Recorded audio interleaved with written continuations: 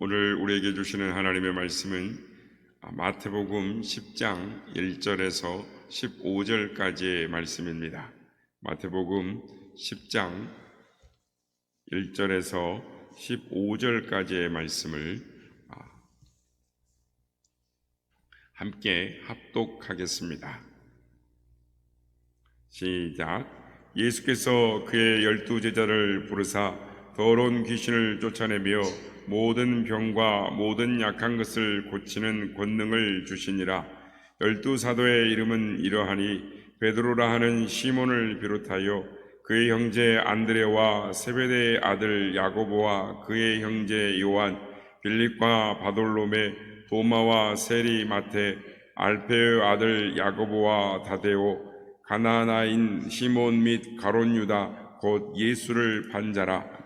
예수께서 이 12를 내보내시며 명하여 이르시되 이방인의 길로도 가지 말고 사마리아인의 고을에도 들어가지 말고 오히려 이스라엘 집에 잃어버린 양에게로 가라. 가면서 전파하여 말하되 천국이 가까이 왔다 하고 병든 자를 고치며 죽은 자를 살리며 나병한 자를 깨끗하게 하며 귀신을 쫓아내되 너희가 거저받았으니 거저주라. 너희 전대에 금이나 은이나 동을 가지지 말고 여행을 위하여 배낭이나 두벌 옷이나 신이나 지팡이를 가지지 말라. 이는 일꾼이 자기의 먹을 것 받는 것이 마땅함이라. 어떤 성이나 마을에 들어가든지 그 중에 합당한 자를 찾아내어 너희가 떠나기까지 거기서 머물라. 또 그 집에 들어가면서 평안하기를 빌라. 그 집이 이에 합당하면 너희 빈 평안이 거기 임할 것이요 만일 합당하지 아니하면 그 평안이 너희에게 돌아올 것이니라. 누구든지 너희를 영접하지도 아니하고 너희 말을 듣지도 아니하거든 그 집이나 성에서 나가 너희 발의 먼지를 떨어버리라. 내가 진실로 너희에게 이르노니 심판날에 소돔과 고모라 땅이 그 성보다 견디기 쉬우리라. 아멘. 할렐루야. 오늘도 우리 예배 가운데 함께 하신 주님을 찬양합니다. 그리고 오늘 예배를 통해서 전도를 하셨던 주님의 전도를 보고 배움으로 말미암아 우리도 주께서 원하시는 전도의 사람으로 거듭나는 시간 되기를 예수님의 이름으로 축복합니다. 지난 시간에 예수님께서 제자들을 이론 교육을 시키지 아니하고 현장에 바로 투입시켰다. 예수님께서 전도할 때 한 말 한마디, 회개하라 천국이 가까웠느니라, 이 말씀 한마디를 가르쳐주고 바로 전도의 현장에 투입시켰다라는 말씀으로 우리가 은혜를 나눴습니다. 오늘 이 시간에는 주님께서 가르쳐주신 이 전도의 주의사항에 대해서 말씀을 나눔으로 은혜를 나누고자 합니다. 예수님께서 가르쳐주신 두 번째 전도는 이 전도의 대상을 분명히 하라라는 것이었습니다. 예수님은 전도의 대상을 분명하게 하셨습니다.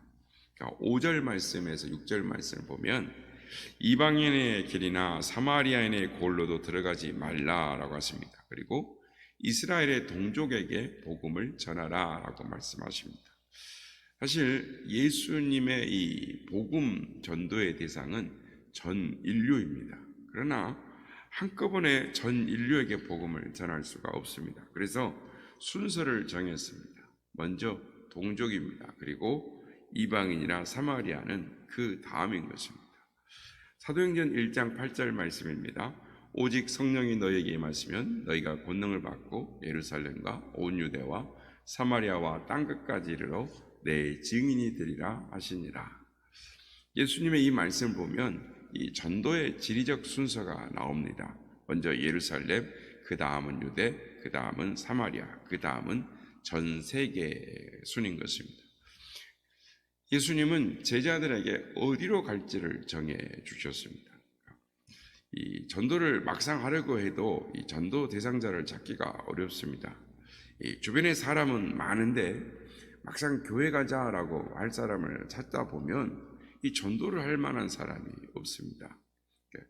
전도하려고 마음은 먹었는데 전도 대상자를 찾기가 어렵다라는 것이죠. 여러분이 만약에 이 보험회사를 취직했다고 생각해 보십시오. 누굴 찾아가서 보험을 들라라고 말을 하겠습니까? 아무에게나 불쑥 찾아가서 보험을 들어달라고 말을 하시겠습니까? 그렇지 않지요. 참으로 부담스러운 것입니다. 회사에서는 실적을 올리라는 이 압박을 받고요. 그때 찾아가기 쉬운 사람이 누구인가요? 식구들, 친척들, 그리고 친구들인 것입니다. 먼저 아는 사람을 찾아가는 것입니다. 오늘 본문을 보면 전도는 가까운 데서부터 시작하는 것입니다. 그러므로 가족부터 전도하는 것입니다. 가까운 이웃이나 친구인 것입니까? 모르는 사람이나 이 외국 선교는 나중인 것입니다. 그런데 아이러니하게도 가족을 전도하는 것이 가장 어렵습니다. 오히려 모르는 사람을 전도하기가 쉽습니다.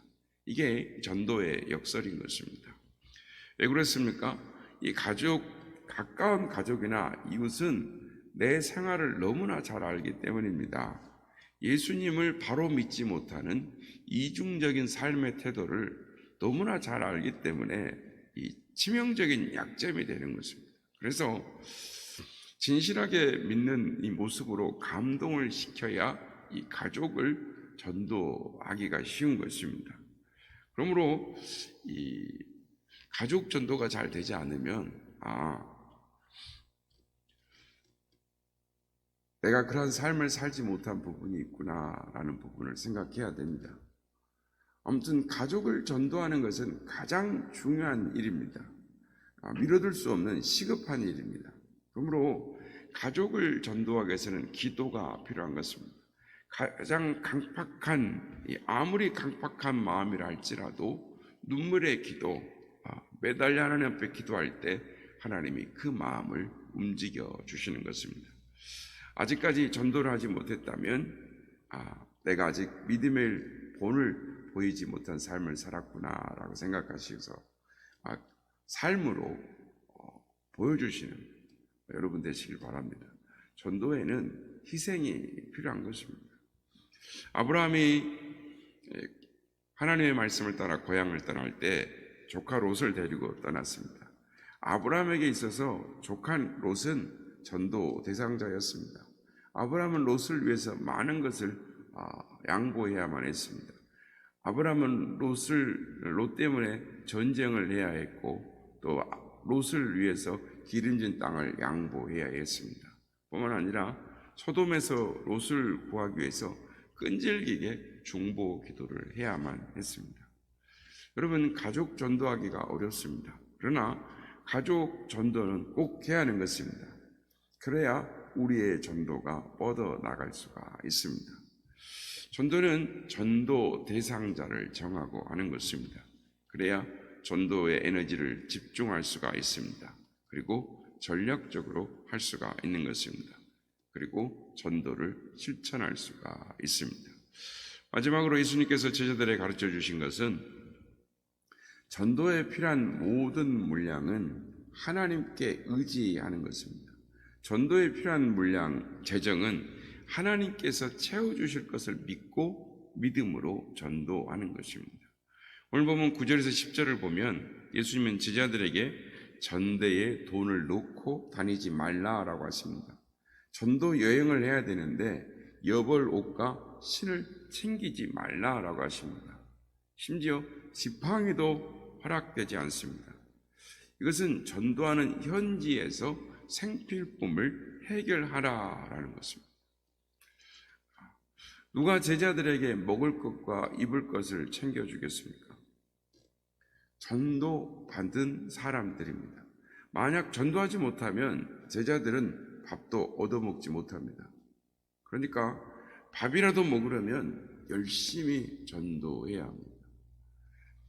예전에 어떤 목사님이 이 개척교회를 시작하신 지 오래되었는데 교회가 성장하지를 않습니다. 그래서 왜 이 전도가 성장되지 않을까? 그러니까 목사님 나름대로 열심히 설교도 준비하고 지역 봉사도 열심히 하는데 교회가 성장하지를 않더랍니다. 그래서 지역에서 이 큰 교회 목사님을 찾아갔답니다. 그리고 그 목사님을 뵙고 교회가 성장하려면 어떻게 해야 합니까? 라고 물었습니다. 그리고 여러 가지 이야기들을 듣고 왔습니다. 그런데 개척교회 목사님이 그 큰 대형교회 목사님과 대화를 하고 돌아와서 얼굴이 울그락불그락이었습니다. 자존심 상하고 기분이 나빠서 어쩔 줄을 몰랐습니다. 대형교회 목사님이 그 목사님에게 말하기를 이렇게 말하기 때문입니다. 전도가 안 되면, 아니 전도를 못하면 밥을 먹지 마시오, 이렇게 말을 했다는 거죠. 개척교회 목사님이 화가 단단히 났습니다. 자기가 대형교회 목사면 목사지 나보고 전도를 못하면 밥을 먹지 말라고, 건방진 자식, 그러면서 마음속에 분이 가득했답니다. 그런데 곰곰이 생각해 보니 그분의 말도 맞더라는 것입니다.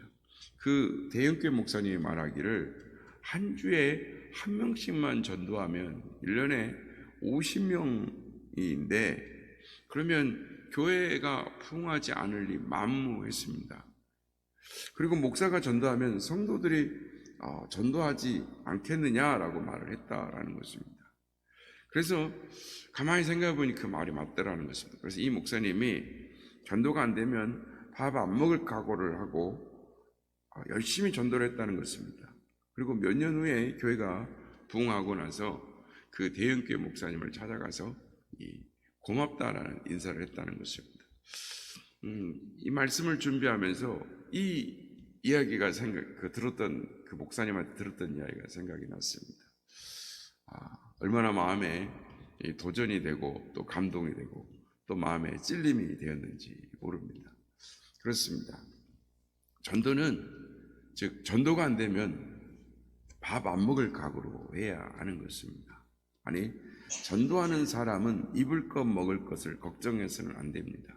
하나님께서 전도에 필요한 재정을 채워주십니다. 전도가 되면 복음 받은 이들이 얼마나 고마합니까? 밥뿐 아니라 그 이상도 주고 싶어하는 것입니다. 복음 전하는 자들은 복음이 밥을 먹여주는 것입니다. 복음이 전도의 재정을 채우는 것입니다. 이것이 하나님의 놀라운 전도의 방법인 것입니다. 선교단체 중에 예수전도단이라는 단체가 있습니다. 이 단체는 전도를 이 걸식 전도의 방법으로 훈련을 시킵니다. 전도 여행을 떠나면 현지에 가서 모든 것을 해결하라고 하면서 돈을 돌아올 차비만 주고 한 곳에 떨쳐 놓습니다. 그러면 현지에서 먹고 자는 것을 해결해야 되는 것입니다. 누가 들어와서 재워주지 않으면 길에서 노숙을 해야 합니다. 그게 얼마나 막막하겠습니까? 그래서 열심히 하나님 앞에 기도하면서 전도를 하는 것입니다. 무식한 방법이긴 하지만 의지할 일은 오직 하나님뿐이기 때문에 철저히 하나님을 의지하게 됩니다. 예수님 당시에게 여행자에게 있어서 지팡이는 필수였습니다. 맹수의 위험이 따랐기 때문입니다. 그래서 지팡이는 위험할 때 방어의 수단이었는데 예수님은 제자들에게 이 지팡이조차 허락하지 않으셨습니다. 전도자의 생명까지 하나님께 맡기라는 것입니다. 전도하는 일을 하나님이 지켜주신다라는 강력한 메시지인 것입니다. 여러분, 전도는 철저히 하나님께서 하시는 일입니다. 전도 여행은 오직 하나님만 믿고 떠나는 것입니다. 여행을 해보면 압니다. 이 여행이라는 것이 어떤 위험이 닥칠지 모릅니다. 여행 일정이 예정을 빗나가는 일들이 다반사인 것입니다. 먼 곳까지 가서 오갈 데 없이 막 거기에 홀로 떨어져 있을 때도 있습니다. 그래서 언제나 여행은 불확실한 것입니다. 집에 도착해야만 집에 왔구나라고 안심하는 것이 여행입니다. 그런데 보통 여행도 그러는데 전도 여행은 어떻겠습니까? 예수님은 전도 여행을 보내면서 일반 여행의 채비를 챙기는 것만큼도 못 챙기게 했습니다. 챙기지 말라라고.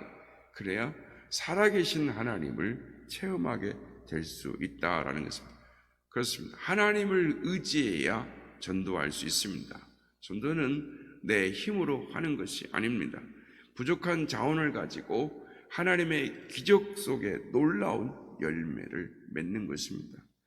누가복음에 이 제자들의 전도 여행의 결과를 보고하는 장면이 나옵니다. 누가복음 22장 35절 말씀입니다. 그들에게 이르시되 내가 너희를 전대와 배낭과 신발도 없이 보내었을 때에 부족한 것이 있더냐? 이르되 없었나이다. 예수님은 일부러 여행 채비를 못하게 하셨습니다. 그런데 현지에서 이 모든 것들이 부족하지 않게 조달되었습니다. 제자 중에 한 사람도 부족함을 느끼지 못했습니다. 그것이 하나님이 하신 일입니다. 전도는 하나님이 하십니다. 우리는 그저 순종할 뿐입니다.